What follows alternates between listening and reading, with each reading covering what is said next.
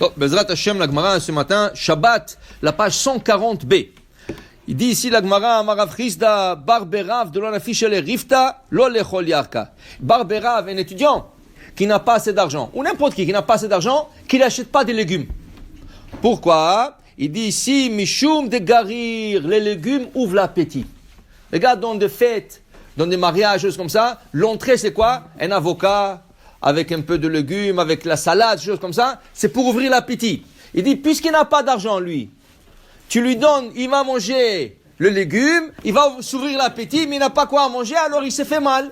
Il dit, Rav Chisda, il ne mange pas le légume, si tu n'as pas. Et il dit, Rav Chisda, mais moi, lo ba'aniuti achli yarka, velo ba'atiruti achli yarka. Rav Chisda, au début, il était pauvre. Il dit, quand il était pauvre, il ne mangeait pas de légumes.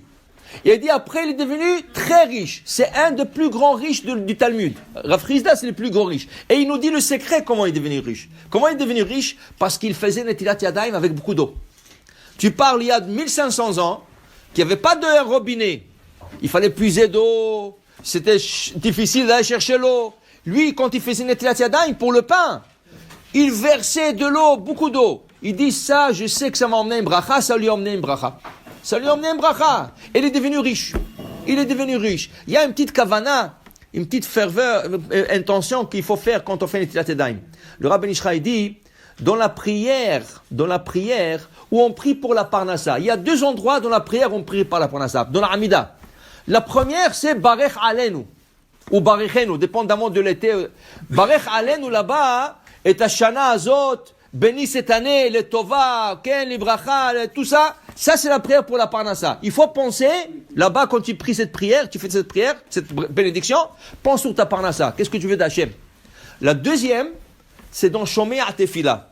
Quand tu arrives Shomei Atefila, tu t'arrêtes là-bas un petit moment, tu demandes à Hachem, Hachem, je veux faire cette affaire, Hachem, j'ai besoin de faire ça, j'ai besoin des clients, là-bas, tu pries pour la parnassa.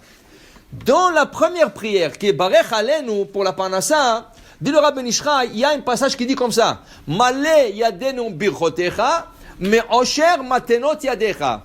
Si on prend l'acronyme de ce 6 mots, Malé yadenu mi birchotecha, même yud même, qu'est-ce que ça donne? Maïm.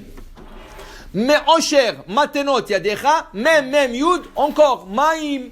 Il dit le Rabbi Ishraï, quand tu verses l'eau sur la main droite, pense.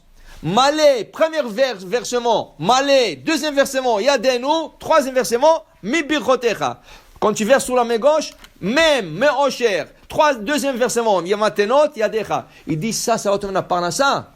Si tu verses de l'eau en abondance. Et dit Rabbi Chisda, il est devenu riche avec ça. Il dit, même quand il est devenu riche, il n'a pas mangé de légumes. Ah, pourquoi? Maintenant tu as de l'argent, les légumes l'ouvrent l'appétit. Mais dit la Gemara, pourquoi? Il dit, quand il était pauvre, il ne mangeait pas de légumes parce qu'il n'avait pas assez de manger pour acheter de manger. Et il n'avait pas assez d'argent pour acheter de manger. Et après ça, quand il était riche, il ne mangeait pas de légumes parce que là, il fallait acheter beaucoup de viande et beaucoup de poissons. Et Rav Chisda, selon son opinion, si tu peux manger quelque chose de moins, ne mange pas quelque chose de plus. Ce qui veut dire, par exemple, tu peux manger un pain normal. Et après ça, tu as un pain mieux. Whole wheat, 7 grains, 13 grains, tout le pain Esquiel, tout ce que tu veux. Okay?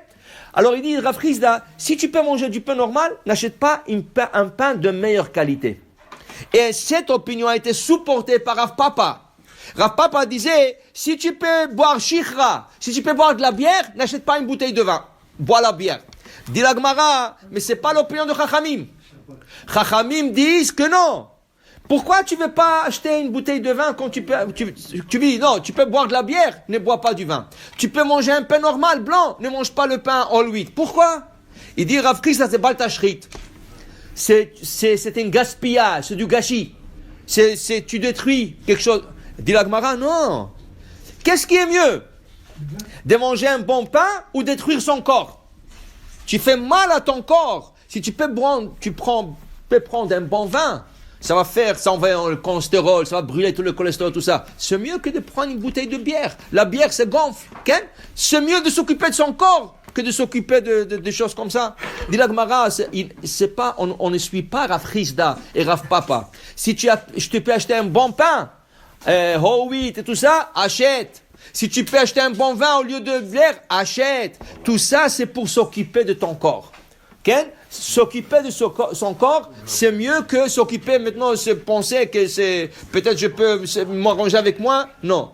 Si tu peux acheter mieux pour ton corps, achète tout ce qui est mieux pour ton corps. Baruch Adonai Le'olam. Amen ve Amen.